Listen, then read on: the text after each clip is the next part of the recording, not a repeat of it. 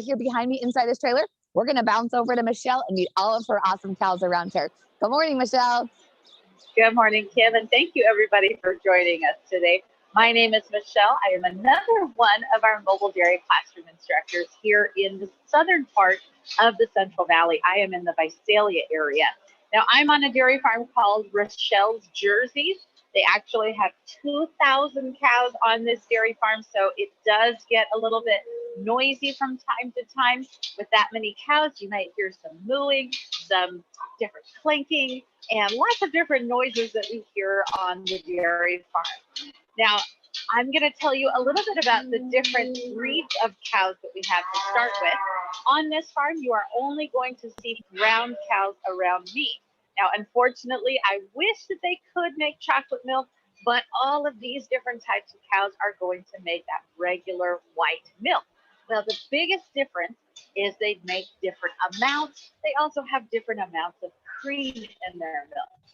So at the very top, our black and white cow is called a Holstein. Now, that might be the one that you think of the most when you think of the cows that make milk. Well, that is because they make up about 80 to 90% of the dairy cows that we have here in California.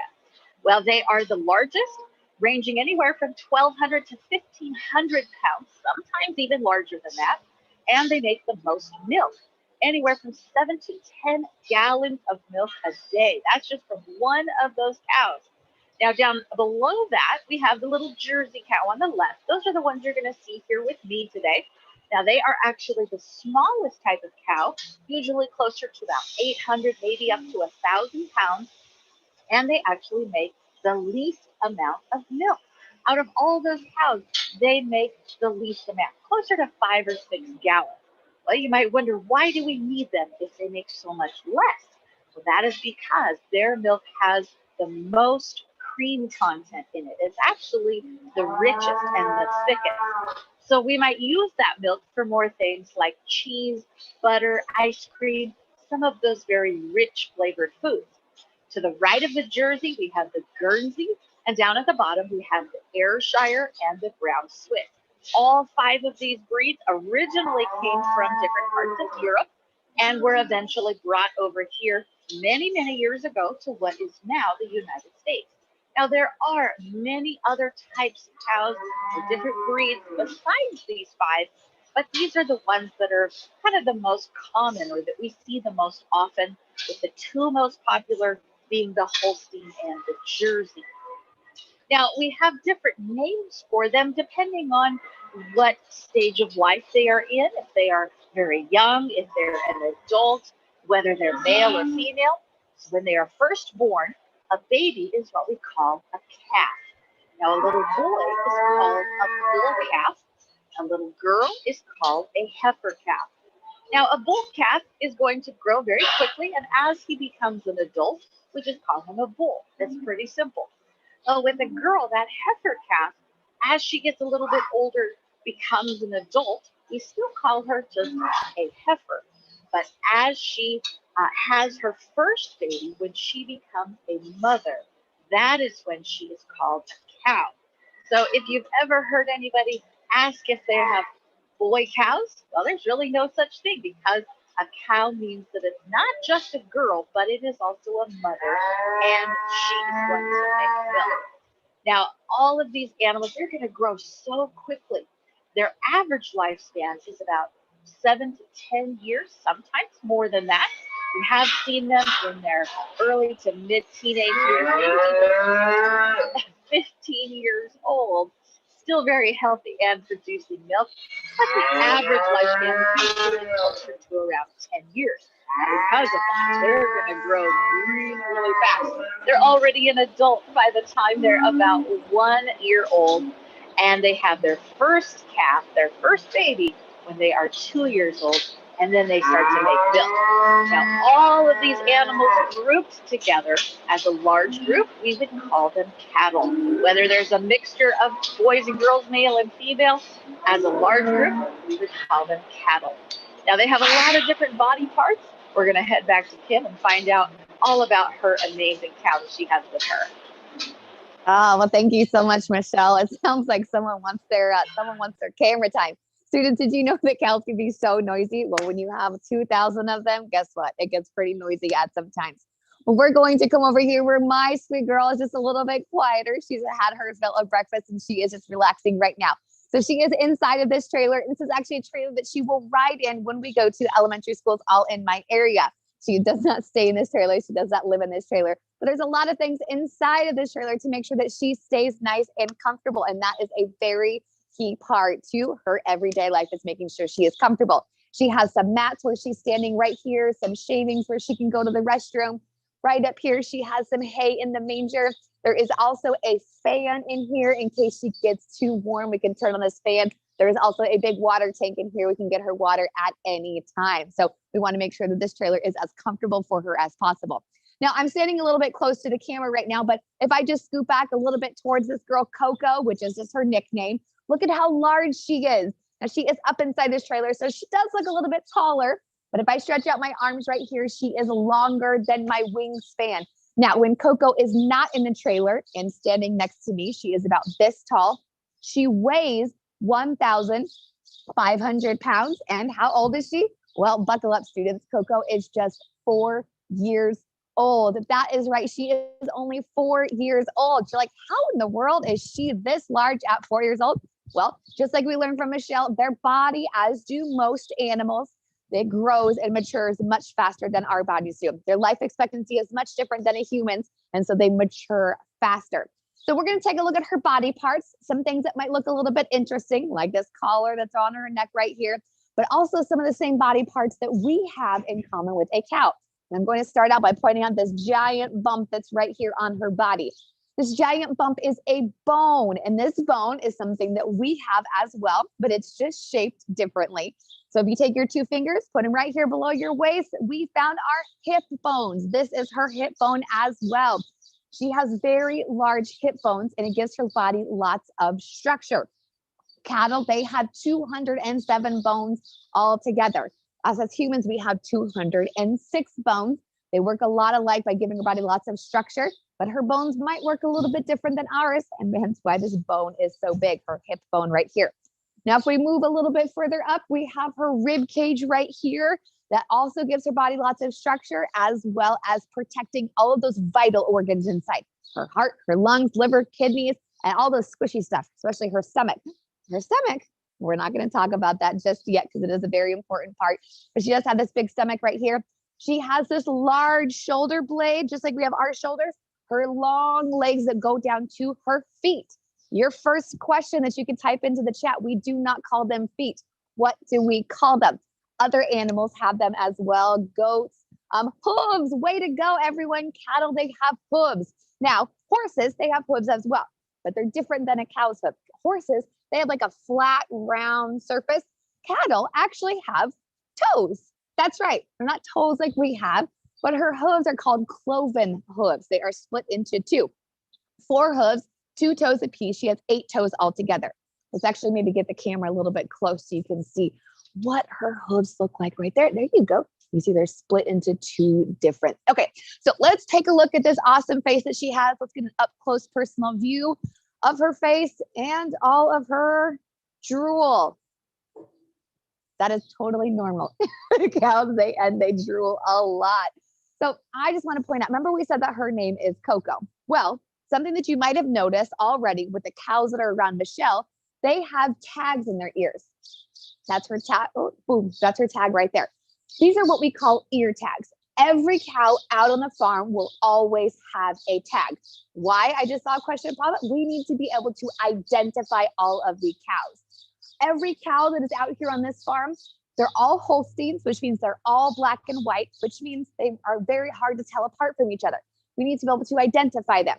So someone probably says, well, why didn't you just name them? Well, out here we have 1,000 cows. Can you think of 1,000 names? And not just 1,000 names, no 2 names can be the same. And then when new cows come to the farm, you have to think of new names. So numbers are a little bit easier because you can go in numerical order and there's kind of like an infinite number combination. So 2 tags, same number on each tag. Her number is 6876. Now, out on Michelle's farm, she might have a number that's 6876, but that's okay because they have different farms. Out here, no other cow will have her number. They all have their own individual numbers. So this is for identification and also information. We need to be able to know anything about all of the cows at a moment's notice. So there's a very special computer program that's on the farm that will hold all of the information. What kind of information? Well, her birth date, who her mother might be, what time she's getting milked, what kind of feed she is eating, how much milk she's producing, the last time she got her hooves trimmed, when she saw the veterinarian, everything we need to know. But is it only on the computer? Well, absolutely not. Did you know that this farm also has an app? That is right. It has an app where you can open it up. Now you can't, but the public cannot access it, just out here on the farm. But we want to know everything. It's key to be organized out here on the farm so everyone knows what is going on with all of the cows. Now, the collar right here. The collar is a giant, is a giant cow activity monitor. It is. It's like a giant cow Fitbit. We want to know how active she is, and that tells us how healthy she is. So we want to know how many times she lays down and stands up throughout the day, how many laps she's making around the farm. It even tracks the movement of her throat. And it tells us how much food she is eating and how much water she is drinking. It's very important because she's eating, and when she's drinking, she's fueling her body, and that is when her body will be healthy and she will create that delicious and nutritious milk. But remember, being comfortable is key as well, or is key. So we need to go back to Michelle and learn how the farmer makes sure these cows are comfortable. That's right. There are a lot of different ways that they do that. Especially, they're going to adjust the ways that they take care of their cows depending on the area that they live in and the weather that they have, kind of the climate that their cows need to be comfortable in. Well, here in the southern part of the Central Valley, it does get pretty warm as we get closer to the summertime. In fact, next week it's going to be over 100 degrees. It is important that our cows stay nice and cool. If they're getting too hot, they're not going to want to eat as much of their feed, and then their bodies are not going to have energy to do their job. So this area where I'm standing is called a freestall bar. Part of the reason that it's called that, it has a lot of open stalls where the cows are free to go in and out whenever they want to. So I'm going to give you a look at that right now, and we can see a lot of our cows that are laying down in those free stalls. They can do that whenever they want to and for however long. We do not decide when they do that. And once they're finished resting, they will just stand up and they back up. They'll back out of that freestall area and go do whatever they want. Over here, we have our watering station where the cows are able to get water whenever they want to. As it warms up, it's really important that we keep these cows very hydrated and they have access to water at all times. A cow will drink anywhere from 30 to 40 gallons of water a day. And that's just on average. If it's very hot or if it's a much larger cow, they might drink even more than that. It's about a whole bathtub full of water. So we have a couple different examples on your screen right now. On the right-hand side, you might notice that black Holstein cow that's getting a drink of water, that little round ball that's in the front. Well, that is what we call a float. Now, it has a very important job because as the cows drink the water, I just saw a comment come in, can cows swim? They actually can, but they don't really do that here on the farm. We have this great big watering station so that they can drink whenever they get thirsty. Now, as they start drinking that water and the level goes down, that float is going to trigger that water to turn on, and it automatically fills that trough back up so that the cows always have water available. Now, I also saw some questions coming in. Why do the cows have their heads through these bars and these holes right here? Well, this is what we call the stanchion.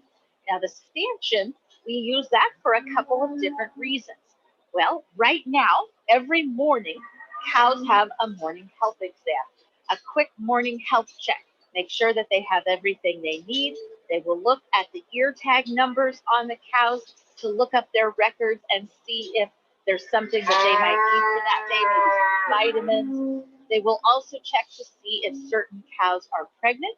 So these stanchions allow us to keep the cows in one spot. It just holds them there until we are ready to unlock the stanchions and let them go. So actually, I'll show you right down here. Here it is.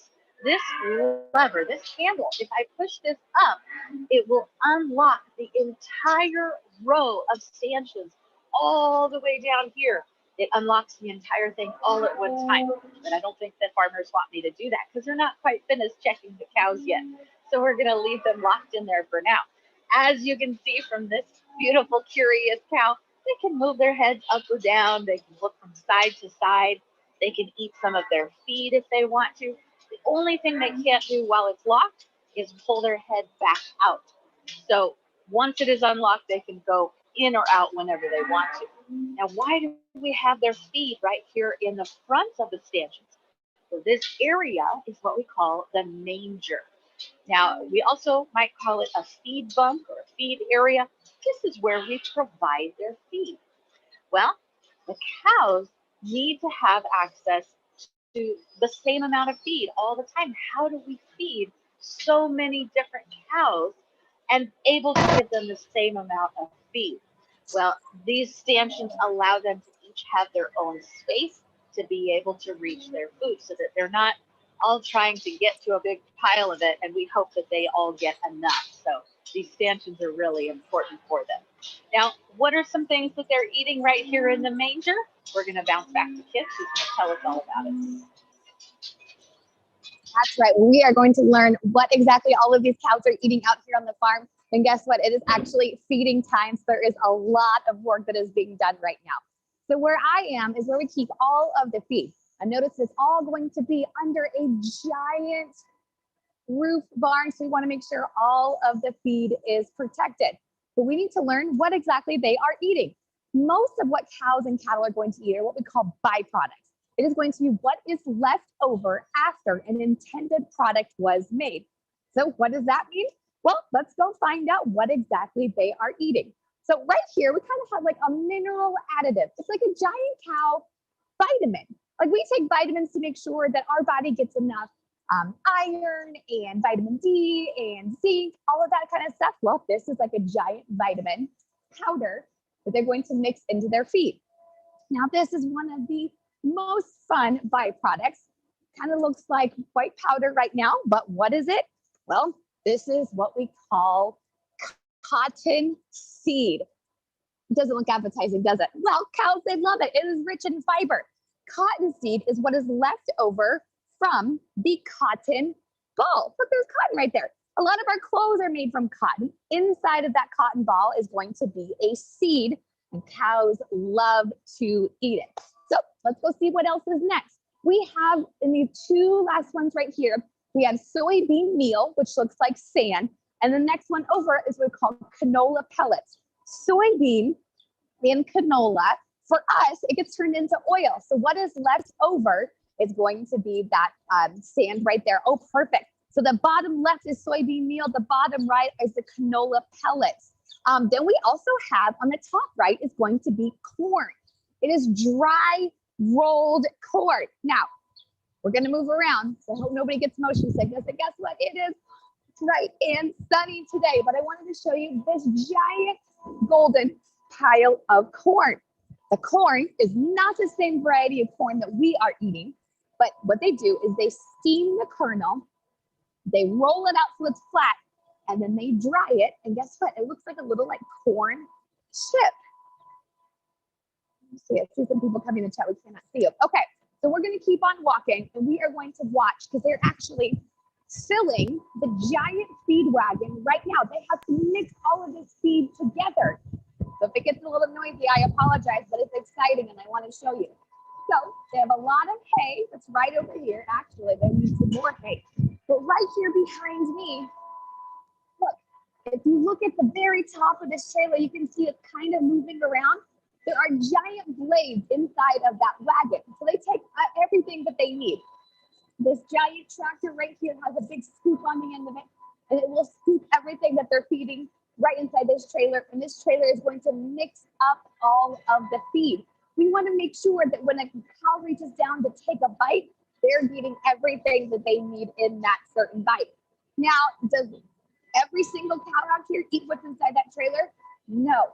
There are different cows that eat different types of feed depending on what stage of life they're in. What does that mean? Well, think of it this way. A little baby needs different type of food than, let's say, a toddler does. And then a toddler needs something different than a teenager. A teenager needs something different than an adult. Well, it's the same out here. Different stages of life require different stages of feed. Once this feed is all mixed up right here, well, it is what we call a TMR, a total mixed ration. Oh my goodness. And what is that? Well, let's see, a total mixed ration. Let's come over to these cows right here. They just got fed and they have their heads through those bars and through that stanchion, just like Michelle told us about. Let's actually get a little bit closer. I'm probably gonna back up a little bit here because, okay. Hey, good morning, girls. Okay, let's see what is inside of this total mixed ration mix right here. Now, all of these cows that are right here behind me, they are currently not making any milk at all. Michelle's going to explain that to us in just one moment. We have lots of hay in here. Ooh, it smells so sweet. They have a little bit of, oh, here is that canola pellet right here. It looks like a broken up pencil. There's lots of silage in here. Corn silage. That means they take the entire corn plant and they mix it all up. Now I'm going to move because I'm getting dirty with all of this feed. Now, how in the world are cattle able to digest all of this feed? Well, it's because they have a very special digestive system. Now, a poll is going to pop up right now, and I want you guys to answer what you think is the best. How many stomachs does a cow have? Do they have 4, 1, 2, or 3? That is the options, 4, 1, 2, or 3. Now, you guys might be thinking back to the time where you were able to see the mobile dairy classroom at your school and you learned from an instructor like Michelle or myself, or possibly your class has learned about this type of animal and their digestive system, or maybe you're just guessing. That's perfectly fine as well. So this poll does have a timer on it. As soon as the time is up, well, we all get to figure out what the answer is. So let's just see. The most chosen answer is actually going to be 4 stomachs. Very interesting. The second most chosen answer is 3 stomachs. And then there's a tie for last between 1 and 2 stomachs. Well, what is the answer? They only have 1 stomach. You're probably thinking, well, that doesn't make any sense, Miss Kim. How does that work? Well, they have 1 giant stomach with 4 different sections. Someone just type that in 4 different compartments. 1 big stomach, 4 compartments. How do those compartments work? Well, this video right here is going to pop up. It's going to briefly describe how her compartments work. A cow begins by chewing her food. She swallows and it travels into the first 2 compartments. These are the rumen and reticulum. This is a big water tank. The food moves from side to side and it gets soft. Now, the cow burps up the food, she regurgitates and chews it for a second time. We call this chewing her cud. This enables the cow to digest foods that people can't eat, like hay and cottonseed hulls. She now swallows her cud, and these smaller pieces move to the 3rd and 4th compartment, the omasum and the abomasum. This special digestive process allows cows to produce delicious and naturally nutritious milk. That is right. Now, our cows, are they just born making milk?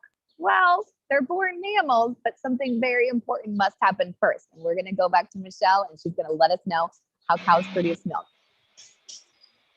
That's right. Cows are a mammal animal, and something that all mammals have in common is how they make milk. They have to become a mother in order to start making that milk at all. It doesn't matter what age they are, as long as they're an adult. But if they don't ever have a baby, if they never become a mother, they are never going to make any milk. Now, when they are first born, of course, they're a little calf. They grow very quickly.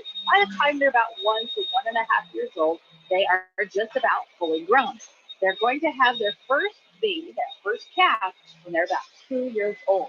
At that point, our heifer is then called a cow. Now, that cow is going to produce milk for about 10 months out of the year. For those 10 months, we call her a fresh cow because she's making that fresh milk. For the other 2 months, she takes a little time off. She needs to have some time for her body to rest and relax. And she's still going to eat food and drink lots of water so that her body has energy, but she's not going to be making any milk at all. And we call her a dry cow during that time. So an easy way to remember it, we have 10 months of lactation, and then the cow takes 2 months of vacation. Now after that, she will have her next calf, and that process will start all over again. We call that a milking cycle. Cows usually have one calf every year and follow that annual milking cycle. Now how do we milk our cows? Well, here on the dairy farm, on this dairy, they have 2,000 cows that are actually milked 3 times a day. Now, most dairy farms milk 2 times a day. There are some of them that do it 3 times a day. So it's either going to be every 12 hours if they're doing it twice, or every 8 hours if they're doing it 3 times. So how do we milk that many cows? Well, there are a lot of different designs of milking parlors or milking barns that we have, but before they come in to be milked, they go through an area called a wash pen or a sprinkler pen. Now these sprinklers will turn on once the cows are in there, washing off the bottom of their body, most importantly their udder where that milk comes out. When they walk into the milking parlor, they get another individual shower with a hose. We make sure the udder is very, very clean and sanitized. We take a quick squirt of milk from each section of her udder, and then we attach our machine called the milking cloth. Now, the machine has 4 sections to it because the cow actually has one udder with 4 sections that we call quarters. That milk is going to rush down through that round circle part you see, and that machine just creates a little bit of suction or squeezing. It does not hurt the cow at all. If it's uncomfortable for her at all, she's going to let us know. She's going to take one of her back legs, and she's very easily able to just kick that machine right off of her. So we want to make sure it's very comfortable for the cow. It actually feels pretty good to them because there's a lot of pressure that gets built up in their udders, and while they're being milked, it's relieving that pressure. So they actually look forward. They're actually lining up at the gate by the time they know that it's getting close to being milking time.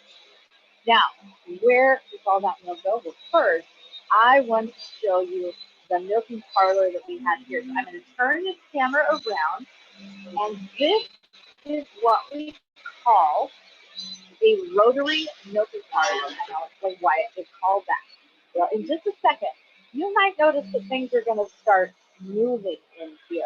And I don't mean just the cows, because this area where they're standing on is called the carousel.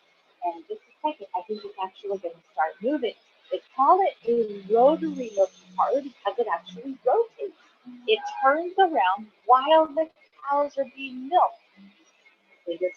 There we go. It started moving, and it's going to rotate around very slowly so that the cows can walk onto the carousel from the other side. They'll walk into one of these stalls. That milking machine is attached, that milking cloth. By the time they make one rotation all the way back around, they're usually finished with the milking process at that point, about 5 to 7 minutes with the machine.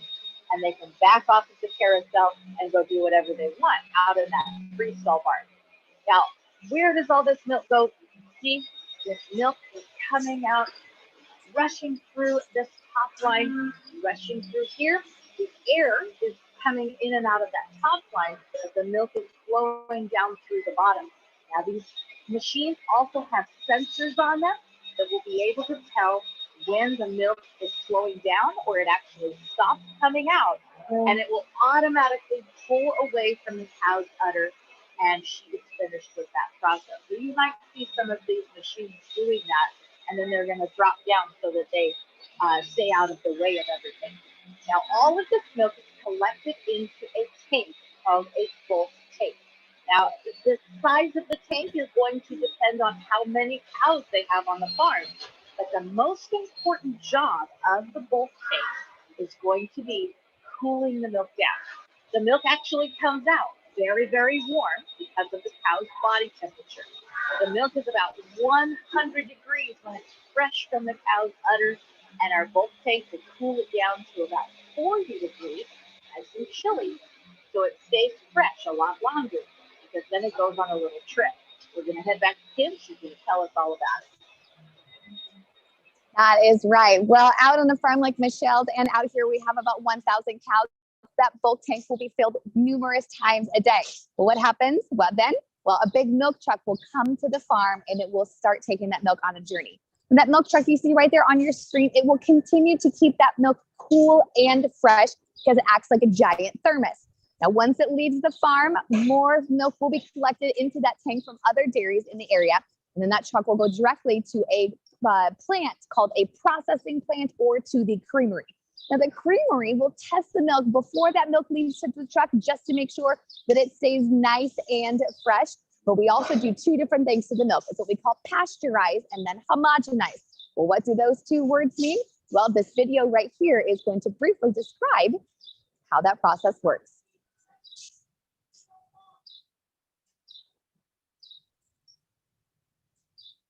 At the processing plant, milk is pasteurized pasteurizada, and homogenized. homogeneizada. The pasteurization process heats the milk to 160 degrees for 16 seconds to keep our milk safe. The milk you drink at school is always pasteurized. At the processing plant, milk is also homogenized. This means milk is forced through small holes to break it into smaller particles. If milk is not homogenized, the cream will separate out and float to the top. That is right. Now, all of the milk in the United States will always be pasteurized. You find it in your cafeteria and in the grocery store. But milk is not the only beverage that will be pasteurized. Other fruit juices and milk alternative beverages will be pasteurized as well. Apple juice, grape juice, orange juice, oat beverage, almond beverage, soy beverage. Maybe the next time you're in the grocery store, you can look at some cartons and see if you can find the word pasteurized through or on that carton. Now, homogenized is something that mostly happens, but if it doesn't, it does not affect the taste or the safety of the milk. It just means that the cream, well, it will just rise to the top. So, excuse me, if it is not pasteurized or homogenized, it will be labeled as cream top milk. So just make sure you kind of give that bottle a little shake to kind of break up that cream before you enjoy a nice cold glass. Now from there, they're going to create other dairy foods from that milk: cheese, yogurt, butter, sour cream, cream cheese, whipped cream. One of my favorites actually happens to be cottage cheese, or maybe some ice cream. Now it's going to be heating up next week. But I wonder what some of your favorite dairy foods are as well. But just like we learned, all of these cows right here, they are going to have a well-balanced diet to make sure that their body stays healthy. We also need to make sure that we have a well-balanced diet by following all of our 5 food groups. Michelle's going to wrap that up for us. That's right. Our most important message that we want to bring to you is not only the importance of incorporating dairy foods or some of those milk products into our diet, but really eating from all 5 of our food groups. Dairy should just be one of our 5 food groups, and all of them are equally as important because our bodies are getting different benefits from each one of them. Our dairy foods, like that tall glass of milk, as well as yogurt or cheese, those are very high in calcium, protein, different vitamins and minerals. That calcium really important for building strong bones and teeth. Our vegetables and fruits, well, those have lots of vitamins that help our bodies with all kinds of different things, from building healthy skin to our eyesight, as well as our healing and our immune system. In the orange box, we have our cereals or grains. Those are going to give us carbohydrates, giving our bodies energy. Down at the bottom, we have the protein group. Not only meat, but fish, beans, nuts, even eggs. Those are excellent sources of protein, helping us to build muscle. So we hope that you are getting a little bit of food from each one of these food groups, getting a variety of foods so that your bodies are getting all the different nutrients that it needs to grow healthy and strong. Another very important thing is exercise. A lot of times these days, we are spending a lot of time on our computers or doing homework, which is also very important, but we need to make sure that we are scheduling time for some physical activity. Running around, getting outside, getting some of that exercise is really important. At least 1 hour every day, so at least 60 minutes. Well, we have over 1,000 students that are now registered on our webinar, and we're really excited to answer some of your questions. So we're going to head back to Efren and get those started. All right, thank you, Michelle. Thank you, Kim. Great job in teaching us everything there is to know about cows and our milk. Teachers, in the chat, I just posted a link to our after assembly curriculum. If you're interested in turning this into a reading, writing, math assignment, we've created all that for you. So click on that link now, bookmark it this way it doesn't disappear when we end. All right, students, last chance for questions. Lots of great questions have come in so far. I'll be sending this over to Kim and Michelle here shortly. If there's anything that you want to know, put that in the Q&A. And I'll be sending those over to Kim. But it looks like Kim has a little surprise for you. What do you got there, Kim? Yes, well, no tour out on the dairy farm is complete without being able to see a sweet little baby calf. And this little boy, he is a male, so he's what we call a bull calf. He was just born yesterday. I'm not sure if you could see, but he is actually very large. This little calf right here, he already weighs, I can tell, about 70 pounds, 70, yes. So he just had a little bit of breakfast. Oh, and he's talking already. So he just had a little bit of breakfast, a little bit of milk. And so his tummy is full and he's just kind of resting and napping right now. You're probably wondering why he's in this area to himself right here. It's because the farmer and the veterinarian want to make sure to kind of give him a look over and make sure that he's nice and healthy so that his start of life is as successful as possible. So ready for some of those questions, Efren? Awesome. All right, let's start with you, Kim. Someone put in the chat, hey, I'm lactose intolerant. What can I do? So first, can you explain what lactose intolerant means and what are the options for those people that are lactose intolerant? Sure, absolutely. So being lactose intolerant means that your body just has a hard time processing the lactose that is in milk. And lactose is the natural sugar protein that is found in milk. So your body just has a hard time breaking that down. There is options for you. There's actually lactose-free kind of dairy foods and milk where they will filter it and make sure that that protein is taken out so you are able to enjoy some other dairy products. So certain types of cheeses and maybe some sour creams and milks can be lactose-free. Awesome. Let's head over to Michelle. Michelle, question for you. Someone asked, does the milk amount change depending on gender? So I'm going to clarify something a little bit. As far as cows go, the only gender that makes milk is the female, but it does change when it comes to breeds, different breeds of cattle. Can you explain what the difference is in the different types of milk with different breeds, Michelle? Of course. So on Tim's farm, you're going to see a lot of those black and white cows, those Holstein, and they are not only the largest breed of cow, but they are going to produce the most milk in the amount or the volume that they're making. Now the Jersey cows where I am, they're going to produce actually the least amount of milk at around 5 or 6 gallons compared to the Holstein, which can make close to 10 gallons a day. But these Jersey cows have the richest milk. So their milk actually has the highest cream content in it. So we might use it for more of those rich flavored foods that require more cream in that product. Awesome. Now, let me ask a question to you. Where are you? I see that you have locations. I did take a little bit of a walk on the farm. Well, I was on the outside of the carousel and I had to walk around and go down and then come through a tunnel and then you come back up and I came into the middle or the inside of the carousel where the cows are being milked. So it's kind of being blocked right now, but I'll kind of back up and you can see where the cows actually come in and enter the carousel more on this side. And once they go all the way around, by the time they get back to this other side, they're going to back off of the carousel. They're not tied in there or anything. They automatically will back out of there and off of the carousel, and they're finished with that milking process. So they must be making some adjustments on one of the milking machines because they stopped the carousel, but these stalls fill up very quickly and get that milking process done very efficiently. All right, perfect. Thank you. That's a great location to be at. All right, Kim, question for you. Someone asked, how do we make sure the milk is sanitized and safe for us to drink? What do we call that process? Yes, we call that pasteurization. So the pasteurization process heats up the milk really hot for a short period of time. So 162 degrees for 16 seconds. And that will make sure that that milk is just nice and sterilized kind of. But like I said, that happens to other beverages as well, just to make sure that that is safe enough for us to drink. Awesome. One question that came in, how is it that Coco's skinny legs can support all of her weight? Are cows' legs pretty strong?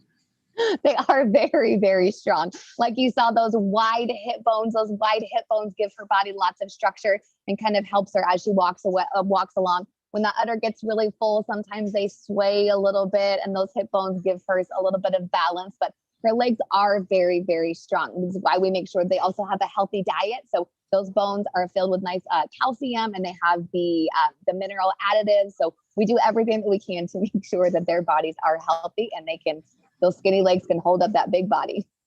Awesome. All right, Michelle, question for you. Now, you have a lot of brown Jersey cows there, and we're talking about free stalls and each individual spot. So does that mean you guys have a lot of free stalls and one for every cow at the farm?